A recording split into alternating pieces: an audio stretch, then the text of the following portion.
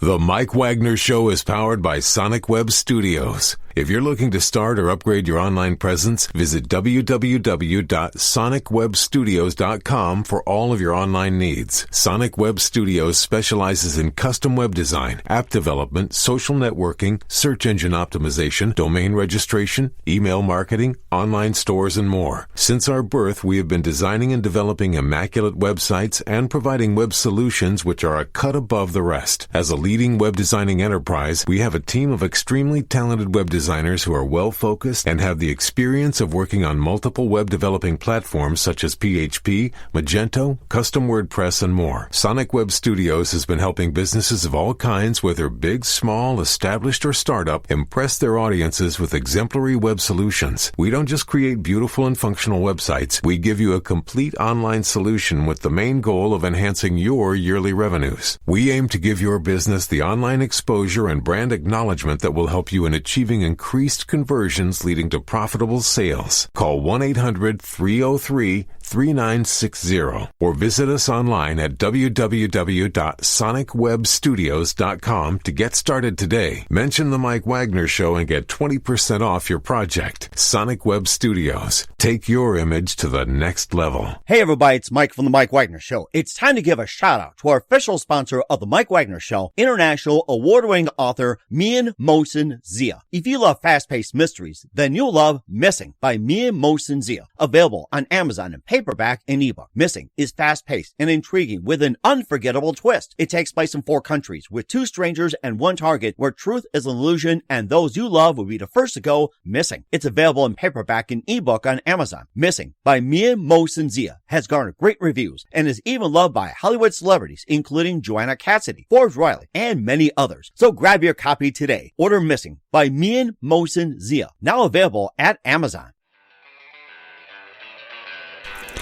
It's now time for the Mike Wagner Show, powered by Sonic Web Studios.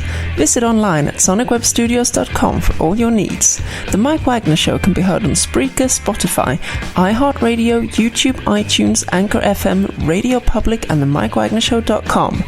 Mike brings you great guests and interesting people from all across the globe. So sit back, relax, and enjoy another great episode of the Mike Wagner Show.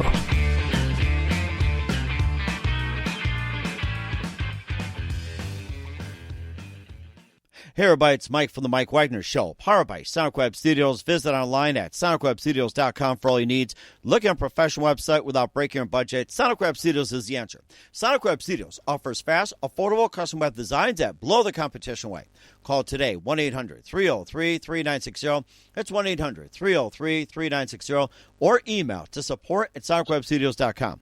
Mention the Mike Wagner Show. Get 20% off your first project. Sonic Web Studios. Take your image to the next level. Also, time to give a shout out to our official sponsor of the Mike Wagner Show, international award-winning author Mian Mohsen Zia. If you love fast-paced mysteries, you'll love Missing by Mian Mohsen Zia. Available on Amazon in paperback and ebook. Missing is fast-paced and intriguing with an unforgettable twist. Takes place in 4 countries, 2 strangers, and 1 target, where truth is an illusion and those you love be the first to go missing.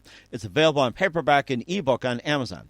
Missing by Mian Mohsen Zia has garnered great reviews and even loved by Hollywood celebrities, including Joanna Cassidy, Forbes Riley, and many others. So grab your copy today before it goes missing by Mian Mohsen Zia, available on Amazon. Also, the Mike Wagner Show can be heard on themikewagnershow.com. You can check our Facebook page at facebook.com/The Mike Wagner Show. You can download and listen on Facebook, SoundCloud, Spreaker, Spotify, and iHeartRadio. Also on Anchor FM, iTunes, Google Play, Amazon, Audible, and Apple. Coming soon to Podbean, Buzzsprout, Pandora, and TuneIn. Heard worldwide on Geo 7, Radio Public, Himalaya, and more. Take the Mike Wagner Show with you on any mobile device. Subscribe to the Mike Wagner Show on the YouTube channel. And follow the Mike Wagner Show on Instagram and Twitter today. And don't forget to support the Mike Wagner Show at Mike Wagner Voiceover on PayPal. Also Anchor FM/support. Also check out the cool merchandise on Amazon.com with the Mike Wagner Show featuring great t-shirts. Also on Mian Mohsen Zia's Amazon website. Go to Amazon.com/Mian Mohsen Zia for some cool gift ideas. Also pop sockets, t-shirts, hoodies, and more. And some great books to read as well. So go today on Amazon.com/Mian Mohsen Zia. We're here with a terrific gentleman who's a crime writer, novelist, radio host, and he's also very, very multi-talented. He has established Bear Cable Advertising in the 80s. He's a host of True Crime Uncensored, also appeared on investigation discovery TV shows, and began his radio career in Walla Walla, Washington, Seattle, and Burien, Washington. I mean, this guy is just all over the place, and he also has a book and also turned into an adaptation called The Saint, which I remember was a very, very great TV series. We'll talk more about that. And also has Man Overboard, The Counterfeit Resurrection of Phil Champagne, which is nominated for an Anthony Award, Body Count, Murder in the Family, and a lot more. Just a king scroll of accomplishments and life, ladies and gentlemen, from the Plus Studios in the beautiful Pacific Northwest, the very multi-talented radio host, crime writer, and novelist, and jack of all trades, the award-winning Burl Bear. Burl, good morning, good afternoon, good evening. Thanks for joining us today. Well, it's a rare pleasure, the pinnacle, the zenith, the apex, the Motorola of my career, to be on your show. Well, I gotta say this, after checking you out and realizing that you had written about The Saint, a complete history in print, radio, and TV, and I remember watching that great TV show. It's also a good movie as well too, and a big Saint enthusiast. You also had written a number of books, and you also had began radio in Walla Walla, Washington, hosted True Crime Uncensored. I guess the question is, where do we begin? But first of all, just tell us how you got started. Well, I was born as a young child, and it kind of went from there. Actually, I think the key to any success I had is when I was a newborn, my wonderful cousin Arnie tossed me in the air, as kids do with a baby, and whacked my head into a pipe. It totally traumatized poor Arnie. He thought he had done me in. I have no memory of it. I'm lucky I have any memory at all. And it caused him... Actually, I wanted to go to a neurologist in my 40s, and they examined my brain and said, well, this is interesting, that my little baby brain essentially rewired itself. And so all the areas of the brain that are supposed to do what they're supposed to do, don't do them. They're done somewhere else. They've been outsourced. And as a result, I have a very unusual brain. And some things I do quite well, and other things I can't do at all. For example, anything that has to do with numbers, when numbers are fairly solid things, so they don't kid you or trick you very often, I can't do anything with numbers. I shouldn't say anything. I can remember my social security number, but I can't remember my address most of the time. I have no trouble with numbers. Words, however, are fine. I don't have trouble with words. But numbers baffle me entirely. Can't remember them, can't figure them out. Don't know what they're supposed to do. Also, arranging anything physical. If you drop 6 pieces of paper on the floor and say, Burl, pick them up, I can't figure out how. I have to do them one at a time, and you have to direct me. But in my mind, I can move around people, places, objects, plots, clues, whatever, no problem. But in the physical world, I become overwhelmed. And I used to think it was a character defect when I was younger. Like, I'm a bad person, I can't do this stuff. But then when the neurologist explained to me that I was damaged in shipping and handling, and my contents had settled, like a box. Oh, my. It wasn't a character defect. It was just one of those things, But, it almost sounds like modern-day Amazon shipping. That's what it sounds like, so. Yeah. Yes. I was in the back of the wrong truck. Anyway, so I was okay as long as it had to do with words and language and that sort of thing. But anything practical and reasonable and sensible, forget it. Oh, my goodness. And of course, you also had some works with The Saint. And also another thing, too, so you talked about your radio career and whatever else. And what was that one precise moment that influenced you into what you're doing today? So was it one moment that simply said, hey, this is what I'm going to do for the rest of my life? That pretty much just does it, like some activity or event or whatever. Right. Well, when I was a young child, and most children are young, and the research proves. So when I was a young child, I was fascinated with radio and television, mostly radio. I found very intriguing. So I wanted to do radio. I was too young to realize what a horrible mistake that was. It took a great deal of maturity to realize, good heavens, I could have been working in a factory and had a more stable life. But the other thing I wanted to do was teach because I like that whole idea of knowledge and reading and that sort of thing. And so I pretty much knew always that I wanted to be in some form of media, broadcasting, and I got my first radio job when the minimum wage in the United States of America was $1.25 an hour. Woo! Woo! Yeah. Yeah, that's when a $1.25 was a $1.25, and that was at KTEL in Walla Walla, Washington. 250-watt variety station. It's kind of station where you played an hour of classical music, then you played an hour of country western, then you played some rock and roll, then you played some Mantovani, then you went like the station and went to bed, plugged it back in the morning. And I had hair dryers with more power than that radio station. I can imagine back then. It's like, hey, can you play Glenn Miller followed by Led Zeppelin? Sure, no problem. Yeah, it's pretty much that was a nice and the transmitter, where the powerful 250-watt signal radiated across the street was this little shack out in the field. And you had black widow spiders all over the place, kind of like living in a horror movie, playing the hits. And I'd sit out there with a pellet rifle, and I would shoot the black widow spiders off the walls while I played records on the radio. Oh, my goodness. That's small town radio for you. Holy. But I enjoyed it.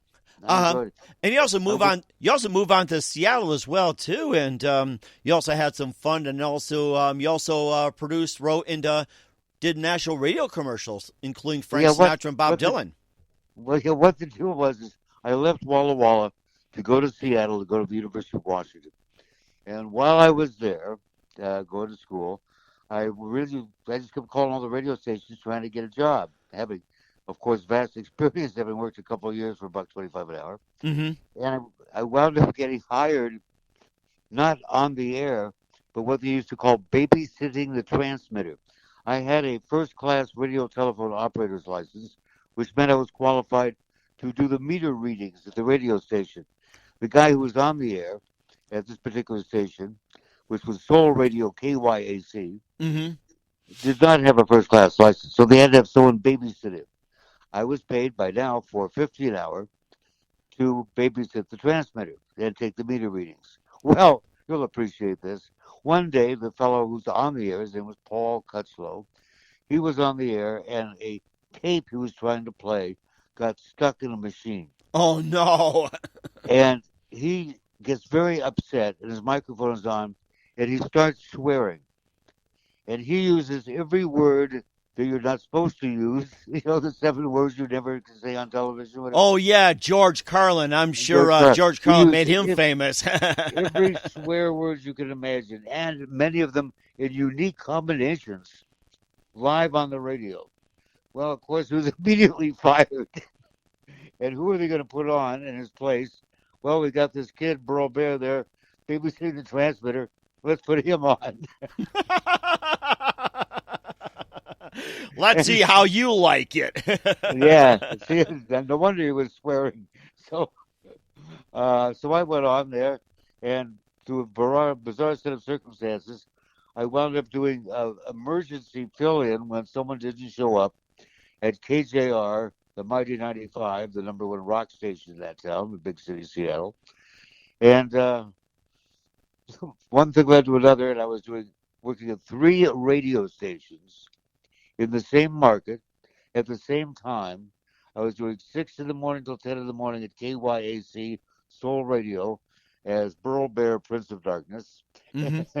And then I was doing beautiful music. Ooh, Prince of Darkness, yes.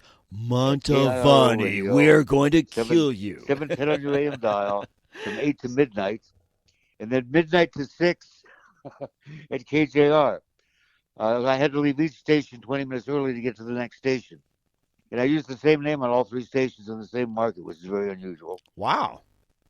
And I was going to the University of Washington. Mm-hmm. So it was a kind of peculiar situation. Oh, and then I started working at a discotheque before they were called discotheques.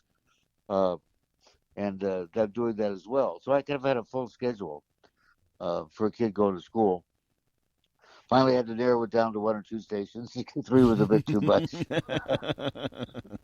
But I wound up doing full-time at KJR with the very famous, was a 5-time winner of the Program Director of the Year Award, Paddle Day. And then I went to work for their competition, blah, blah, so on and so forth, just like most people in radio usually do. Mm-hmm. And I wound up forming a partnership with a nice guy named Terry McManus, who's since gone on to the radio station in the sky, where we wrote and produced radio commercials and movie trailers and stuff like that. We wound up getting the contract to do all the commercials for touring performers, such as Frank Sinatra, Bob Dylan, name a star, and we did their concert tour commercials. And that was very good business. We did that from 1974 until 1980. Wow, that is a lot. You also contributed to the Robert W. Morgan Special of the Week. You also received gold. Yes, Robert Morgan. Oh, my gosh. My personal friend, Alan Goldblatt, wrote the Robert W. Morgan Specials of the Week. And I started getting involved with that because you'll love this, you radio people out there. When I was working at KOL Radio, which is a competitor of KJR, every night I played a song that was not authorized to be played. It was not on the playlist. It was never a hit. It wasn't an oldie. I brought it from home and added the album. The song was over 7 minutes long, and that way it gave me 7 minutes to go to the bathroom, entertain guests, something at the radio station. And at the end of the week, the program director, his name was Robin Mitchell, called me into his office. He goes, Burl, you've been playing a song that no one's ever heard of before. That's 7 minutes long. You've been playing it every night. It's not on our playlist. Under normal situation, we would fire you for that. Except it's the most requested song of the week. Our competition just went on it, and the record label is re-releasing the album and re-releasing that song as a single. And then I was given a gold record for it, called Nights in White Satin by the Moody Blues. Oh, my gosh, that's one of my favorites. Yes, well, I love it. Yeah. You may thank me for that. Thank you for making it great. Yes. It was never a hit before. No one ever played it. But yes, I love you. Yes, I love you, and thank you for playing it. Oh, my singing's terrible, I know. Moody Blues sent me a tape thanking me for making them the millionaires they are today. Oh, my gosh. So then, listen to this. Well, if we could do that for the Moody Blues, there must be another song out there that should have been a hit that was never treated as a hit. But it would be if we played it and pretended it was. Uh-huh. Brace yourself. Yes, another one. Man, 2 for 2. That's the other gold record I have on the wall. Wow. 2 for 2. You are in my wheelhouse on this one, Burl. You're in my wheelhouse. Go for 3, wow. Shall we? Let's go for what's behind door number 3. The last one anyone ever expected to be a hit. In fact, RCA Records sent an executive out from New York to come see me in person because he could not believe that I was playing a particular song on the radio as if it were a hit song. And it became a hit song. It's one where, and the color girls go, do, walk on the wild side. Oh, my gosh. That is another classic. Wow. Yeah. I mean, you scored a trifecta. A song about transvestites and transsexuals performing oral sex becomes a hit record in America. That's freedom for you. And there you go, Walk on the Wild Side by Lou Reed. That was my 3rd gold record, but someone stole it. They must have put it on Amazon or eBay, just to get something out of it. Yeah. Or it's like, or put like a so-called signature on there and triple it. It's like, hey, I got this record. It's like, I got for like 10,000. Now I'm going to sell for $1 million. Who is dumb enough to buy? Hey, are you listening out there, Jeff Bezos?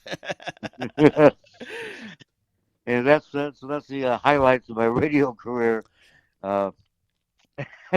And so we had a lot of fun. We did a lot of concert tour commercials. I got those gold records, and that was back in the days when you could have really high ratings as a disc jockey, and disc jockeys even had groupies. Which of course, it's hard for a Scully tape tech to get groupies, but we had live disc jockeys. they were popular, and that was great. You know, if you're a young man living with Randy, say, "Hey, Randy, come over here." You know, it was wonderful. So my younger days were filled with all the things a nice young man could want, such as nice young ladies and rock and roll. So, Mm-hmm. oh, and you'll appreciate this little tidbit. I'm sitting at the radio station, KOL as a matter of fact, playing the hits for the kids, and the night bell rings. What in the world? Who? No, I mean, we were located out in the industrial area in the mud flats and some artificial islands in Seattle, Harbor Island. And so I go to the door, and I can see there's a taxi out there, like idling, just in case the guy can't get in.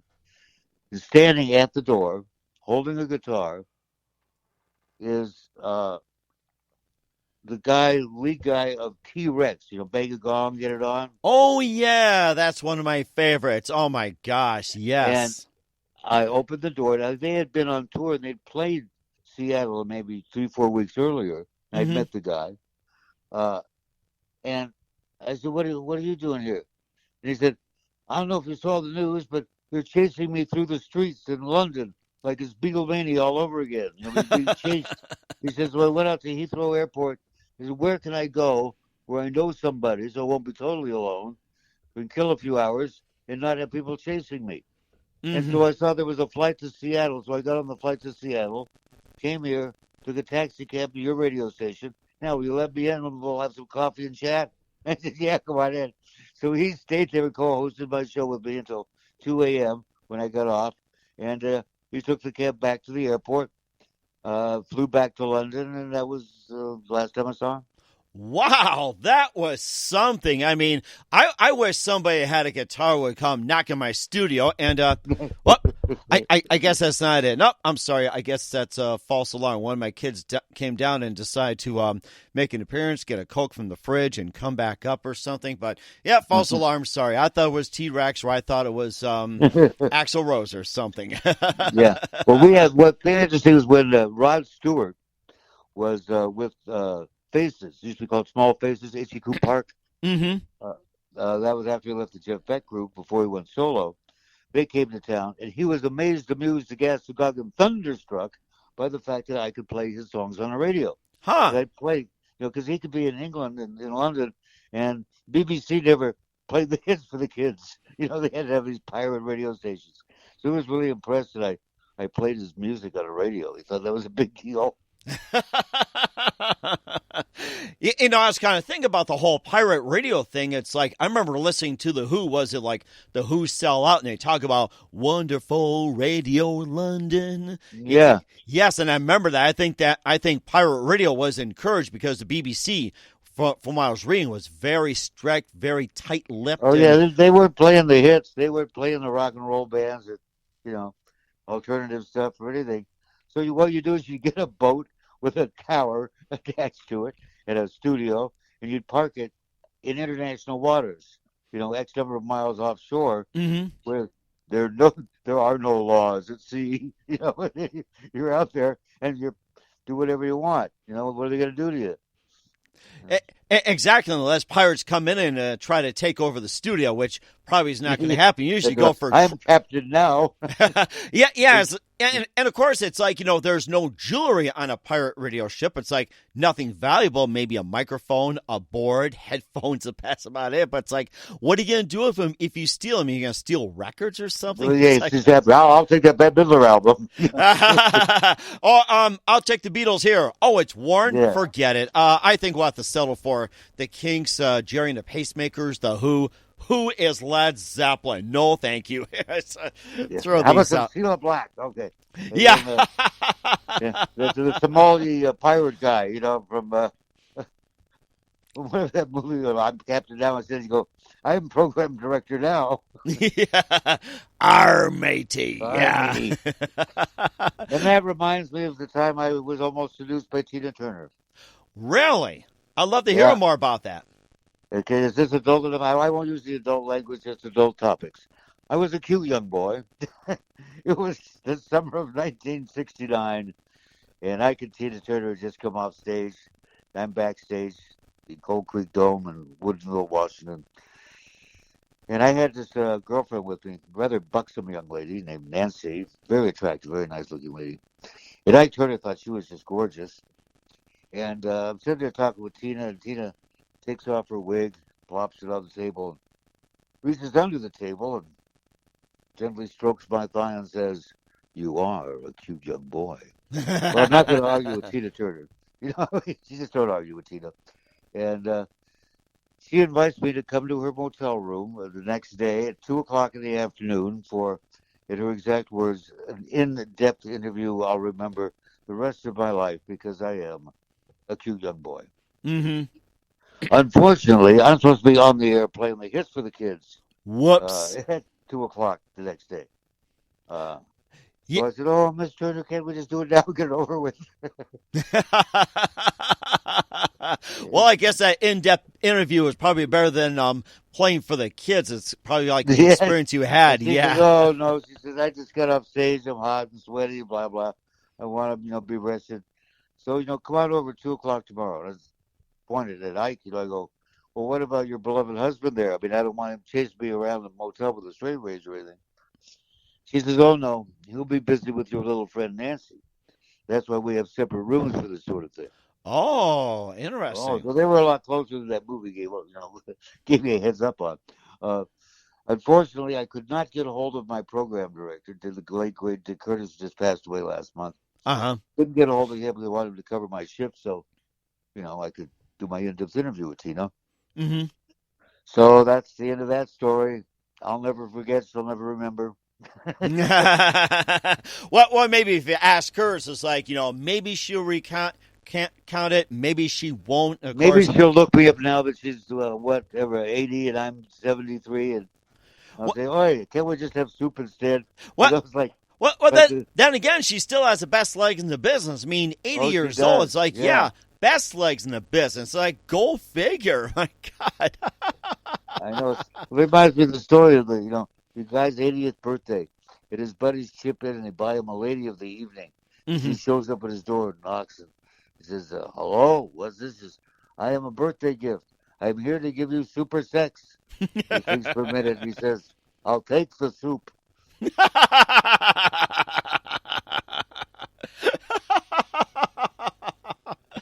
Oh, my goodness. Yeah, super sex. Take the soup. Just go up taking the soup. Well, I'm sure I've got something as well, too. and going from radio over to summary books. We'll talk about that in just a minute. But first, listen to The Mike Wagner Show at themikewagnershow.com, powered by Sonic Web Studios. Visit online at sonicwebstudios.com for all your needs. Look at a professional website without breaking your budget. Sonic Web Studios is the answer. Sonic Web Studios are for fast, affordable, custom web designs that blow the competition away. Call today at 1-800-303-3960. That's 1-800-303-3960. Or email to support@sonicwebstudios.com. Mention the Mike Wagner Show. Get 20% off your first project. Sonic Web Studios. Take your image to the next level. Also, time to give a shout out to our official sponsor of the Mike Wagner Show, international award-winning author Mia Mosin-Zia.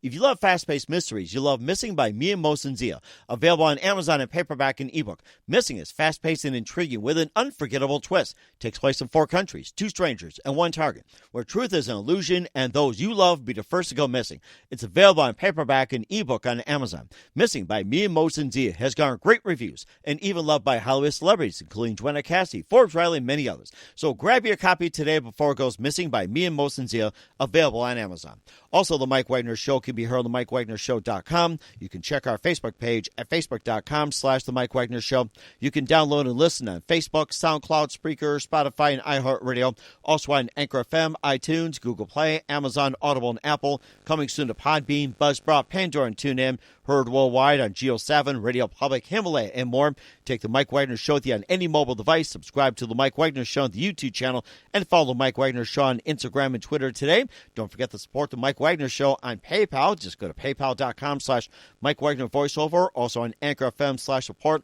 And if you want to check out some cool gift ideas, go to Amazon.com/The Mike Wagner Show for some t-shirts and more. And also check out Me and Motion Zia's Amazon at Amazon.com/Me and Motion Zia for some pop sockets, t-shirts, hoodies, and a lot of goodies, including some of his books as well. So go to Amazon.com/meeemotionsia and check it out today. We're here with the very, very multi-talented Burl Bear here on the Mike Wagner Show, talking about a great radio career up in Seattle, Washington. And, of course, I'm sure the Kingsmen and Hart would be proud singing Louie Louie with that little barracuda. Yes. Oh, I'll tell you.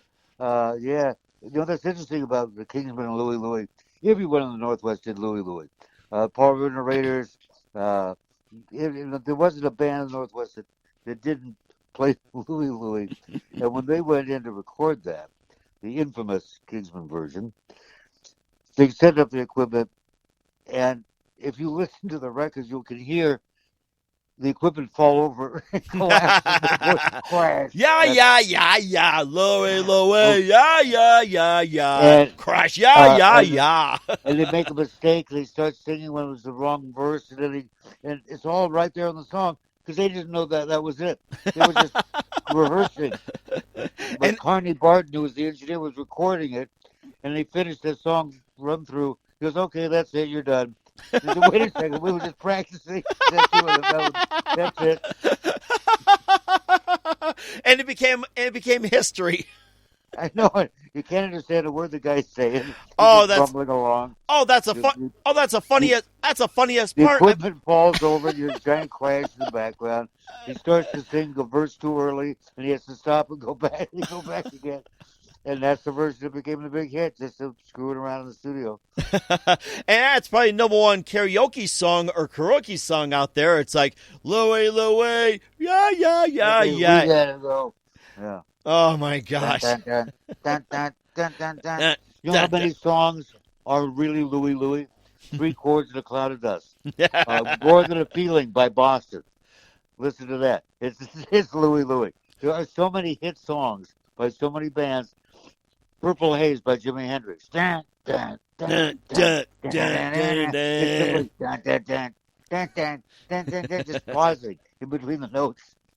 Oh my gosh! And you thought a lot. Louie. And you thought a lot of the original riffs came out of Motown, Detroit, but no, the Pacific Northwest. And of course, Hart's also another one that comes to mind too. It's like the Wilson sisters. Oh my God, they're amazing. How about dum dum dum doo wah dum dum dum. What's my mind just went blank, which is not unusual for a man my age. Dum dum dubby doo dum. So Johnny Truxell. Yes, that's right. And the 2 girls, and they did it. Come Softly to Me. Mm-hmm. And yes, they were great. Yeah. Oh hey, my! You ever see the movie Blue Velvet with Dennis Hopper as the perverse bad guy? And it's really a strange movie. And in fact, it's one of those movies that at the end of the movie, the crowd in the theater, the full theater, was just dumbstruck. They're just silent because it was just like been hit with a sledgehammer with bizarre perversity of the film. So as the silence and the credits are rolling, I was at a big sigh, went, whew, that sure brought back a lot of memories. Thud, what happened? Yeah. really strange. Anyway, interesting career. Met a lot of interesting people aside from Tina Turner. Leon Russell, of course. What a great guy. Lots of wonderful people. Oh, yeah. Yeah. Oh, yeah. Yeah, good old Leon. I gotta say that. So I'm just I'm just trying to think right here. So Leon Russell, it's like okay. I'm just Mad Dogs and Englishmen. We used to do with Joe Cocker. Joe Cocker was one of those guys that used to throw up a lot before he went on stage. But sometimes while he was on stage, he had a severe drinking problem for many years. But he got over that. Oh yeah, there's bunch for you. Al Jolson. Oh, yes. The world's greatest entertainer, Al Jolson. He would get stage fright, and to the point where he would be sick before going on stage. And you know what's so strange? Because I was a big fan of Al Jolson's music when I was a kid, when I was little, is that he had such incredible personal charisma. So they call him the world's greatest entertainer. You'd go see him in person, and his charisma was so strong, it would just blow you away. But they put him in the movies, and the movies were hits, but you couldn't capture that personal charisma on film Mm-hmm. because it's something, I don't know, physical or whatever, vibratory. What it is some people have that and others don't. But his charisma was so powerful, he just mesmerized, an entire, theater full of people, except for Milton Berle. Milton Berle wasn't impressed. Milton Berle had a date with one of the girls in the cast of one of the plays that Jolson was in. And Jolson was famous for stopping the play and then going to the audience and saying, well, you all know how this is going to end. She's going to marry him, and he's going to marry her, and that's going to happen, and everyone lives happily ever after. So why don't we just stop that, and I'll just start singing all your favorite songs. And the cast would just sit on stage while people would yell out requests, and Jolson would sing for hours. That's what he loved. Well, Milton Berle had a date with one of the girls that was sitting on stage. He couldn't leave, of course, because Jolson's up there singing. Milton Berle walked right up on stage in the theater, took the girl by the hand, and as he's walking the girl out, he says to Jolson, hey, Jolie, when you're all done, turn out the lights. Yes, my mammy. Yeah, man, I love it. What an entertainer he was, though. Fantastic. Oh, I'm sure it had to be. My goodness. You talk about, having all these celebrities and everything. And of course, you go into books and everything else. And you start becoming an author, after a while, too. And you also have Love at the Cost of Life, A Taste for Murder, Mom Said Kill, Headlock, and, the list goes on and on. You got Headshot. And you got The Saint, which you're also known for. So maybe just to hit upon some of the books. And you also did a big thing on The Saint. I think it was what started in, the 1920s or 30s or something. It's about character of Simontemplar. I remember watching the that TV famous series. Simontemplar. Yes, that's right. The Devil with Dames, The Headache of Cops and Crooks alike. Yep. Leslie Charteris wrote the first Saint novel called Meet the Tiger when he was 19 years old. That was like 1927. Little did he know that he was starting something. The first mystery action adventure character to be equally popular with women and men. Huh. To this day, the Saint is the only one who has 100, except for me, of course, if it goes to my demographics. My audience goes both ways, male and female. So does the Saint. And also, the same time that, say, 15 and 16-year-old kids are reading Saint novels, so are adults, because they are satire of action-adventure novels. Mm-hmm. They have all the cliches are turned upside down, and anything absurd that has ever happened in any of these types of books of that era happened in the Saint books, but conscious of the fact that they are absurd. The solution will be to some mystery will be so stupid, but it's stupid on purpose in making fun of the genre. Oh, my goodness. And, unfortunately, it did have while it launched my career, the first book I did was The Saint, A Complete History, Print, Radio, Television, and Film. I won the Edgar Award for that, which is wonderful. Mm-hmm. The Edgar Award for an author is like an Academy Award or an Emmy for an actor or performer. Once you win it, they don't take it away from you. So you could be doing absolute garbage after that. And you can always put on the front of your books, Edgar Award winner. Edgar Award winner. Yeah, it's like, but Academy Award winner, so-and-so. What was the actor? Won the Academy Award for Best Supporting Actor. And at the end of his career, he was played the doctor in porno movies. Oh, my gosh. I mean, unfortunately, he had a severe alcohol problem, and he wouldn't give up his career because he liked to work, but no one would hire him except he'd play the doctor who go, don't try this at home, kids. He said the doctor in porn movies? Porn movies, Porn. I was gonna say, what was his name? Ben Dover or something, or Stefano Forrest? No. my mind went blank. I could have told you 20 minutes ago, but I'm rapidly becoming senile and losing my memory.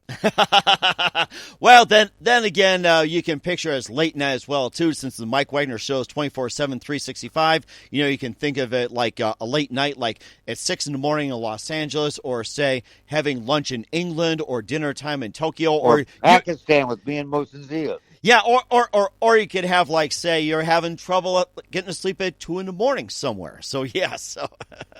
Yeah, if you want to go to sleep, this is the way to do it. Yes, there you go. There you go. And of course, you also had some other interesting books as well, too, that you just have, like, a slew of them. It's just amazing. Well, yes. I would get these phone calls from strange people, or strange phone calls from normal people, with ideas or suggestions for true crime books. And I came across this story, true story. It was a pack of lies. It was a true story about a pack of lies. Mm-hmm. And Man Overboard, the counterfeit resurrection of Phil Champagne. Here's the short pitch. 1982, Oregon businessman Phil Champagne dies in a tragic boating accident off Lopez Island, Washington. Mm-hmm. He's survived by one ex-wife, 4 adult children, an octogenarian mother, and 2 despondent children. 1992. Wow. Oregon businessman Harold Stegman is arrested by the United States Secret Service for printing counterfeit $100 bills in a tiny shed in Idaho.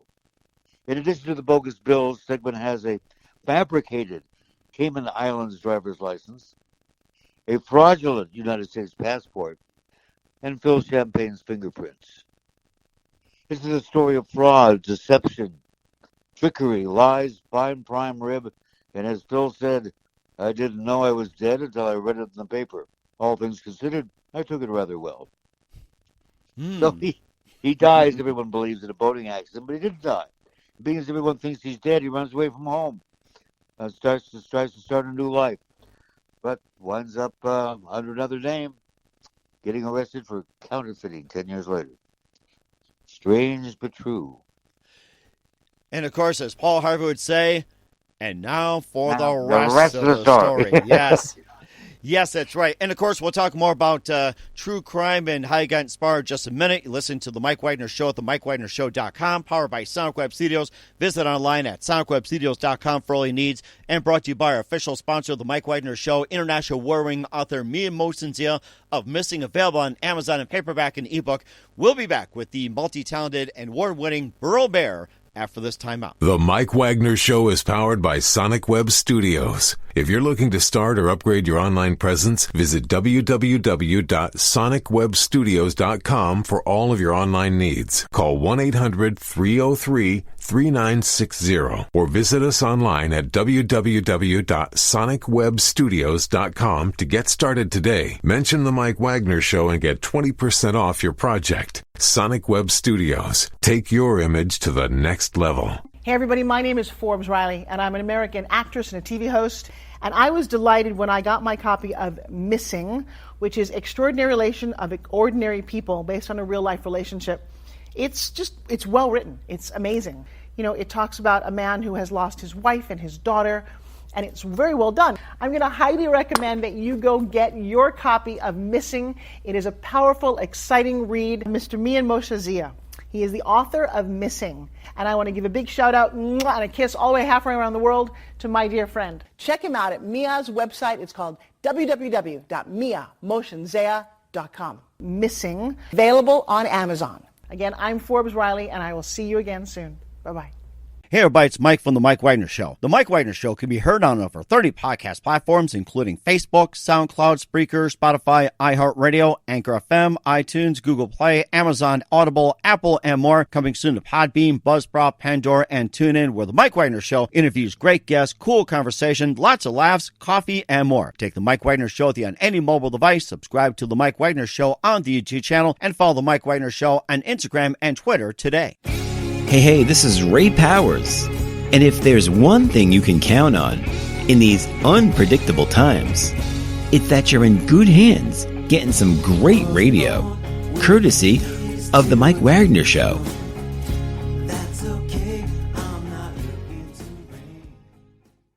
We're back with author, radio host, crime writer, novelist, and the award-winning multi-talented Burl here on the Mike Wagner Show. We talked about an amazing radio career he had, and also, getting into some other aspects, journalism, some books, and more, and also venturing the true crime as well too. Talked about Man Overboard, and also has a also a host of True Crime Uncensored. But first of all, just talk about how you got started in writing, and what. And who are some of your influences when it comes to authors as well?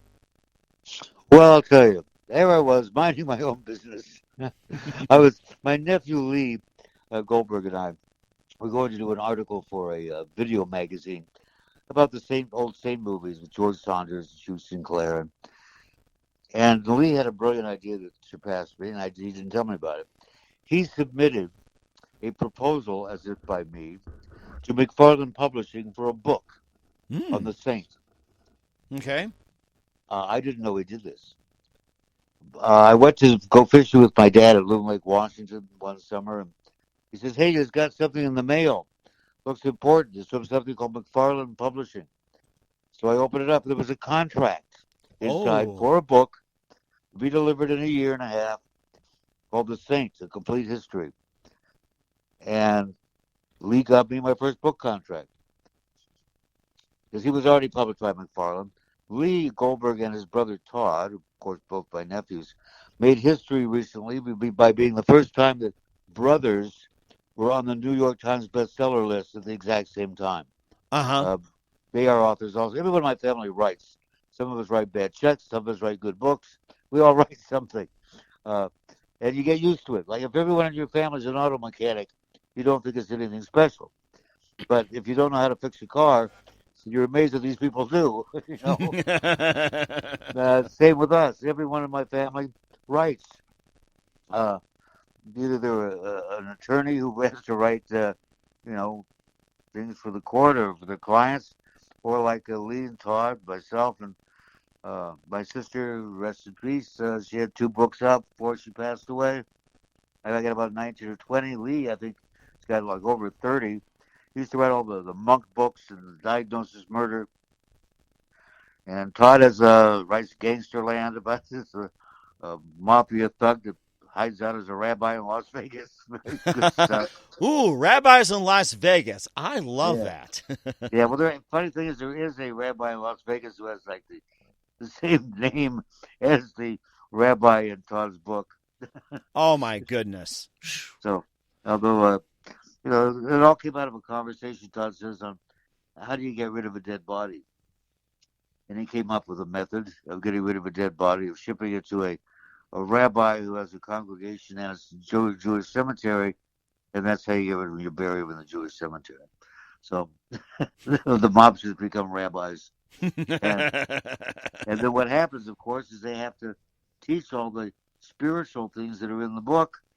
And that has a positive influence upon their souls and their reality, and they wind up becoming even more conflicted than they already were.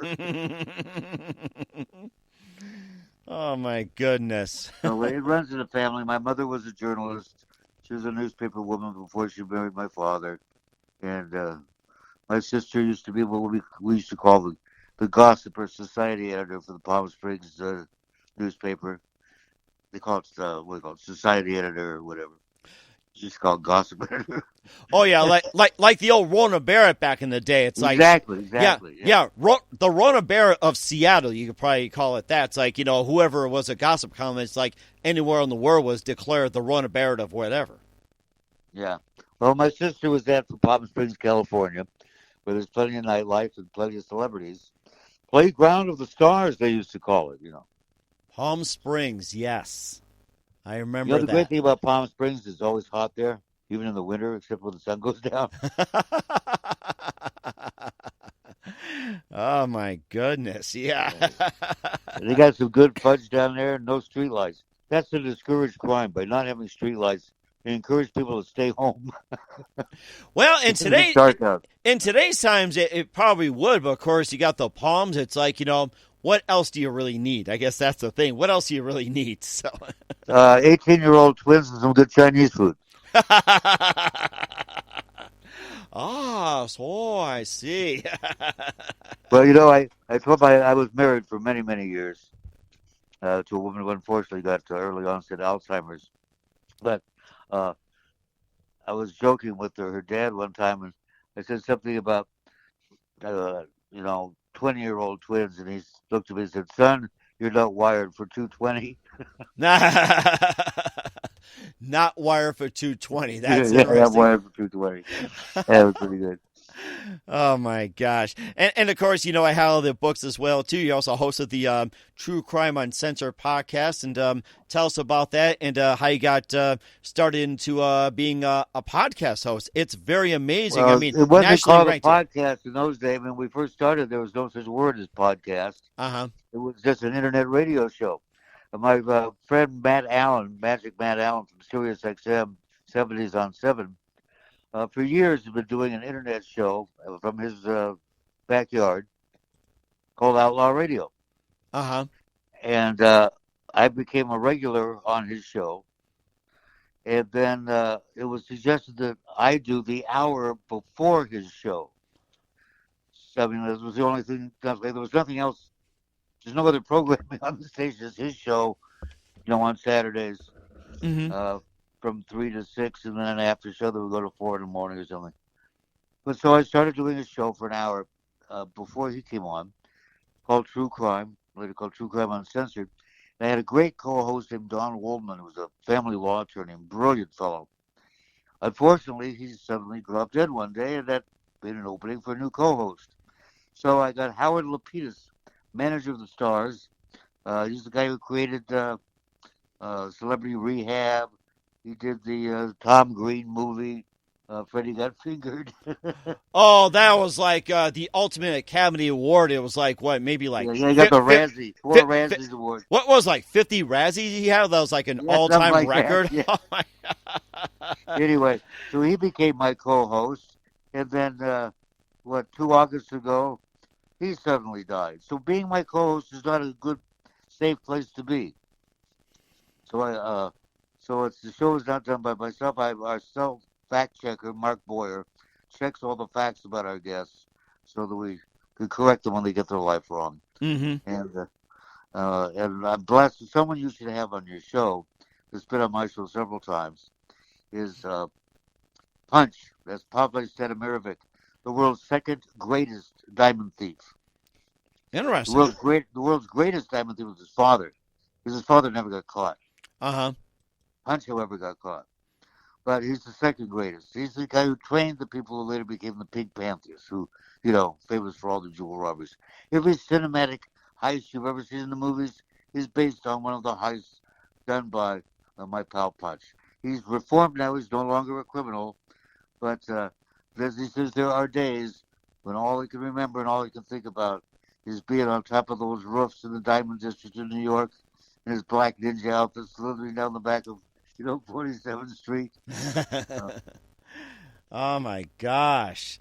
In 1992, I mean, these are things that aren't even talked about, that people don't know until I have a book coming out about it, hopefully some movies. 1992, over $1 billion, with a B, $1 billion in diamonds and precious gems stolen. Got away with it, 100%. Wow. That is never something. As dead, never a day in prison, never prosecuted. He had 6 offices in the Diamond District, and he had 6 crews robbing the Diamond District. But everyone was in on it. The security firms were in on it. The safe manufacturing firms, because they can sell the people who do safe, they're in on it. People being robbed, it's an inside job, because diamond heists are termed the ultimate victimless crime. And why is that? And what is the lure of it? Very simple.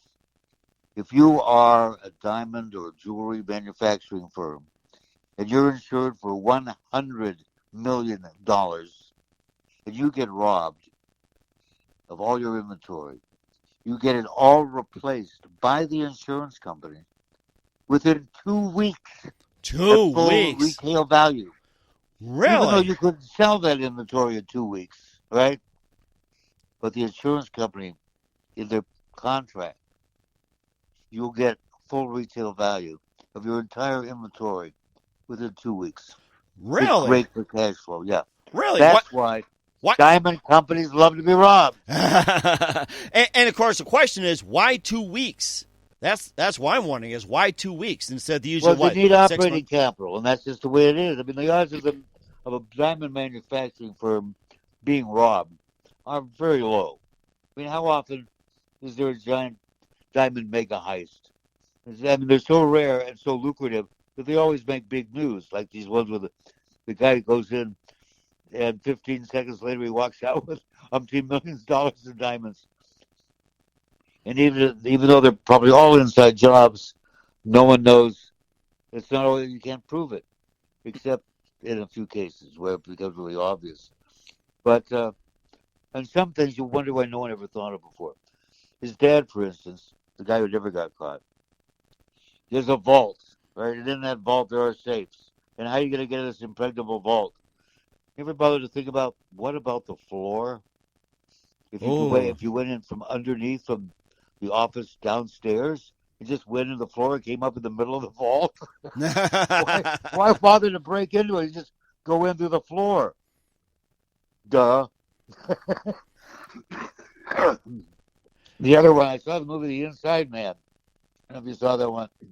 Where the guy the whole time is actually inside the safe. Inside the that's exactly safe? What Punch's dad used to do. The alarms would go off. The security people would show up. No, false alarm. There's nobody here. That's because he was already inside the safe with the door shut. Well, I'm sure he might have had like a 6-pack, some jerky or whatever it is, some magazines, and maybe a little sit sleeping. there and wait till they leave, then take off with all this stuff. One that cracks me up, though, his dad was hit and punch over the head with a newspaper. His Punch and his guys go in and they rob this jewelry manufacturing firm. Well, I think it was like $13 million or $3 million in diamonds and stuff. But in the morning, the place is raided by the feds, and the employees are arrested. Now, I got to back up. When he breaks into this place to open the safe, he stumbles over some burlap bags, big canvas bags. And what the hell are these things? Well, it turns out that what those things were millions and millions and millions of dollars. Whoa. Cash. These people have been laundering money for the mob. And so Punch stole the diamonds but left behind all the millions and millions of dollars in the bag. He didn't know they were there. That's what it was. Didn't know what it was. It was in the headlines of the paper. Millions of dollars. The money laundering. Daddy didn't know they were the paper. Couldn't you look in the bag? Oh, my gosh. Well, you must be getting a lot of fan mail about true crime Uncensored, and of course you get some love, you get some hate, you get some indifference, or maybe in emails you get maybe like a Nigerian scammer too, and must be very popular. It's like just a lot of love or hate or some. But okay, we looks like we lost Burl Bear here. You're listening to the Mike Wagner Show at the MikeWagnerShow.com, powered by Sonic Web Studios. Visit online at SonicWebStudios.com for all your needs. Looking at professional help without breaking your budget, Sonic Web Studios is the answer. Hi, this is Burl Bear. Okay. 425. Okay, looks like we're trying to get a hold of Burl Bear here on the Mike Wagner Show, and we like to going to take a time out, and looks like we got Burl back on the line here. So, and right now at this time, we are currently trying to get hold of Burl Bear, and we're going to be back after this timeout here on the Mike Wagner Show. The Mike Wagner Show is powered by Sonic Web Studios. If you're looking to start or upgrade your online presence, visit www.sonicwebstudios.com for all of your online needs. Call 1-800-303-3960 or visit us online at www.sonicwebstudios.com to get started today. Mention the Mike Wagner Show and get 20% off your project. Sonic Web Studios. Take your image to the next level. Hey everybody, my name is Forbes Riley, and I'm an American actress and a TV host, and I was delighted when I got my copy of Missing, which is Extraordinary Relation of Ordinary People based on a real-life relationship. It's well written. It's amazing. It talks about a man who has lost his wife and his daughter, and it's very well done. I'm going to highly recommend that you go get your copy of Missing. It is a powerful, exciting read. Mr. Mian Moshe Zia. He is the author of Missing. And I want to give a big shout out and a kiss all the way halfway around the world to my dear friend. Check him out at Mia's website. It's called www.miamoshenzea.com. Missing, available on Amazon. Again, I'm Forbes Riley, and I will see you again soon. Bye-bye. Hey everybody, it's Mike from The Mike Wagner Show. The Mike Wagner Show can be heard on over 30 podcast platforms, including Facebook, SoundCloud, Spreaker, Spotify, iHeartRadio, Anchor FM, iTunes, Google Play, Amazon, Audible, Apple, and more. Coming soon to Podbean, Buzzsprout, Pandora, and TuneIn, where The Mike Wagner Show interviews great guests, cool conversation, lots of laughs, coffee, and more. Take The Mike Wagner Show with you on any mobile device. Subscribe to The Mike Wagner Show on the YouTube channel, and follow The Mike Wagner Show on Instagram and Twitter today. Hey, this is Ray Powers. And if there's one thing you can count on in these unpredictable times, it's that you're in good hands getting some great radio, courtesy of The Mike Wagner Show.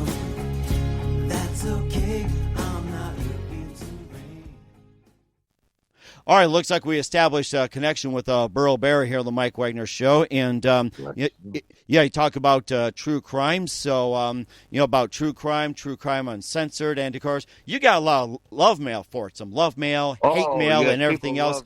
Oh yeah, yes, and of course I'm gonna go slap around whoever does iTunes, and probably the same people that do Audible. I have a feeling that I can have a book that has like 200 rave reviews and one negative review by someone who never read the book. And that's the one that will be featured. The featured review when you go to look and read about it. Terrible. Don't waste your money on this. I go, what? They're trying to sell my book and this is what they put up for the review? But someone will go, I admit it, I haven't read this book, but I never liked the author anyway. That's totally different subject of the fact that true crime writers, we're a nice, tight-knit group, kind of like people who make horror movies. Mm-hmm. Because some people look down on people who make horror movies. Oh, that's just horror movies. But they're a lot of fun to make and a lot of fun to watch. True crime books are very difficult to do. When I first started, Gary C. King, who's a very well-known award-winning true crime writer, said, well, be prepared to cry a lot. Mm-hmm. You're going to have to talk to people who lost their kids, lost their loved ones. So it's very tragic business. And he was right, it is. Kids being murdered, people being murdered, Ted Bundy, all these characters. So it's a lot of work. No one gets mad at newspapers for telling the story of a horrible crime or a magazine.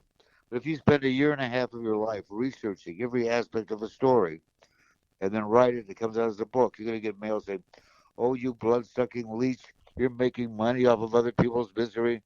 No one says that to the people on TV, doing the news. But why do they pick on us? Because we give a more in-depth story and do a lot of work. The other one that gets me is one of the most difficult things about doing a true crime book is you get court documents, trial transcripts. They're really boring, unless you're participating. Is to take that information or those exchanges that are important and put them in a book in a way that fits with the narrative flow that you have. It's very difficult.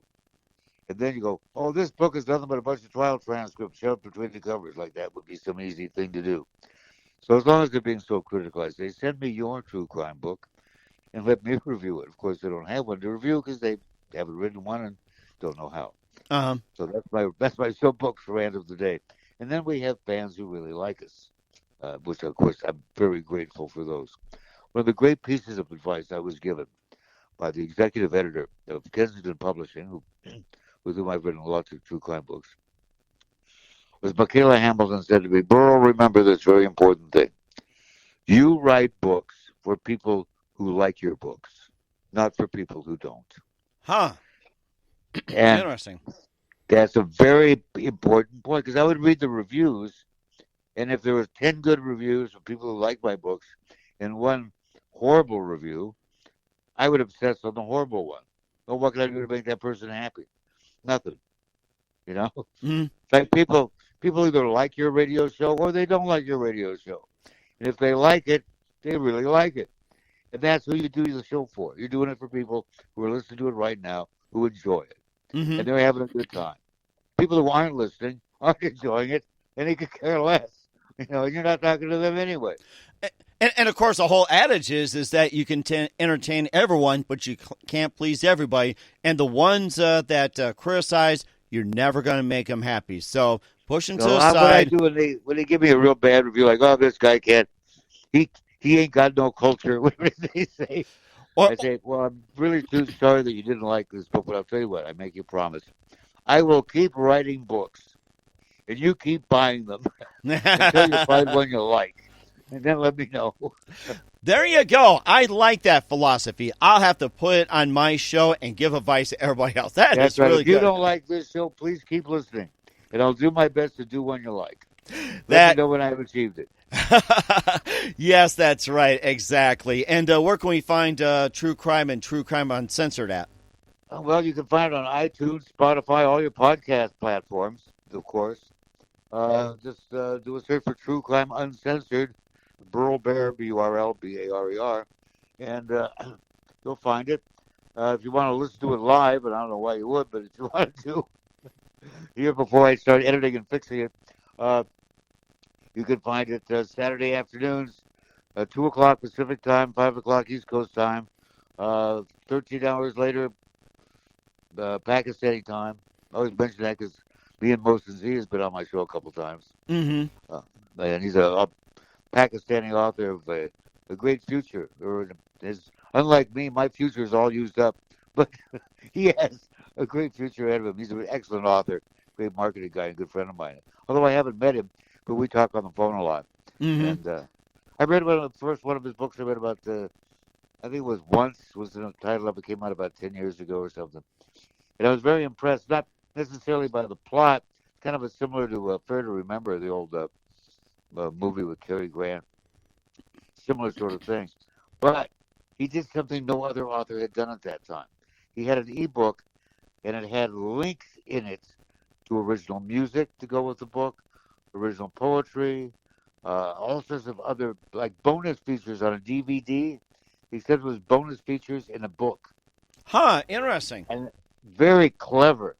And it had never been done before. Now, it's not uncommon. But he was way ahead of the curve on that. I said, this guy is a talent to watch. The very fact that he thought of that. And I've been very happy that I wasn't wrong. He is a very talented fellow. Very nice guy, too. Very sincere. So I'm glad he's sponsoring your show.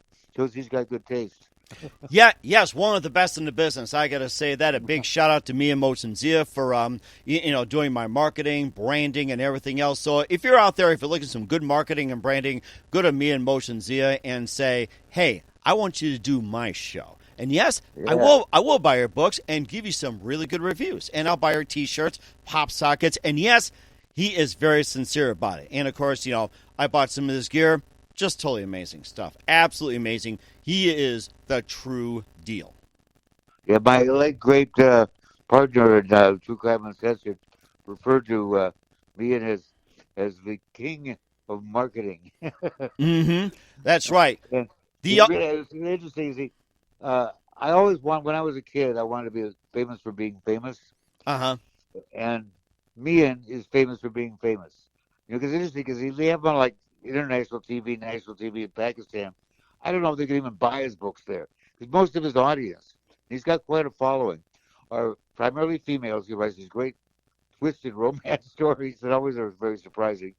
Our female audience in England, Australia, America, Canada. I don't know about Pakistan, but he's famous there. So that counts for something. Mm-hmm. If they say never give up your dreams. All my life, I wanted to be a child star, and nothing's going to stop me. Mm-hmm. I'm going to be a child star one of these days. That's exactly it. And we're all living the dream as we speak, as you could tell. I mean, I've been doing radio since 1982, ventured into podcasting, just been all over the place, and we're just having the time of our lives. What can we say? So, hey, that's right. What could be more fun than being on the radio? That's right. And if I can't think of anything more fun And playing the hits for the kids. And, of course, even if we have a face for radio, we still love what we do. So That's right. Oh, my gosh. Well, I'll tell you one thing. You call it the ugly man's medium. Now you got YouTube, TikTok, and you can also, just manipulate yourself to make yourself look great, although you do have a face for radio. It's like, don't you love the new Photoshop that's out there? So, oh, you can Photoshop anything. They also have this thing, reface, where you can change your face, change it with that of a movie star. I mean, I did that with Pretty Woman. And now Julia Roberts has my face. Or did you hear recently about the lawyer who was on Zoom and he couldn't get that cat on TikTok off the thing, so he was like a talking cat like that. Oh yeah. I mean, if you can manipulate yourself on Photoshop, you too can be a star as a talking cat on TikTok. So yeah, I think it's a wonderful idea. Oh yeah, the future. The future is behind us now. Yeah. You know something? I'll definitely have you back on. This time we're going to do it on Zoom. We're going to come up with talking cats, barking dogs, and maybe in the green screen, maybe something like, I think on a beach, Waikiki, whatever it is. Oh, I got to tell you, I was in the Tri-Cities, Washington. They have a cable system there. And my friend who's just passed on, Lloyd Swain, was the production manager. He wanted to check out his new green screen. And I had just come from doing some commercials. He says, Burl, you sit there in that chair. And I want to just put some stuff up behind you and see how the green screen works. Which he does. What does he put up behind me? Marilyn Chambers' greatest hits. And I look up and I see what's going on behind me. And so I start ad-libbing. You go, welcome to the sex lives of the rich and famous. I just start riffing on all this stuff's going on behind me. And what happened was the box got mislabeled. Oops. There was a tape for the hydroplane races that they promoted very heavily. The hydroplane races were going to be on at 7 o'clock Wednesday night. Wrong tape in the box. Oh, no. People turned in at 7 o'clock Wednesday night, and there I was in my suit and tie with all that going on behind me going, welcome to Sex Lives of the Rich and Famous. Or is it... What kind of fallout do you think we got from that? Or is it... Lots of calls from people saying, is this show going to be on every week? Or is it Marilyn Chambers' biggest hit, they would say. Yes, so. Could have been. But everyone, there's lots of nudity and lots of graphic sex. And I don't mean like a graphic novel. Oh, my gosh. I think that was kind of like the beginning of something, I guess, how you ever look at. I mean, Cheech and Chong did have the greatest hit, but maybe Marilyn Chambers probably did it secretly. It's like you never knew. Oh, my gosh. But that's when my friend Howard met Monica Lewinsky. Yeah. Yeah. Said, oh, Monica Lewinsky, I've heard so much about you.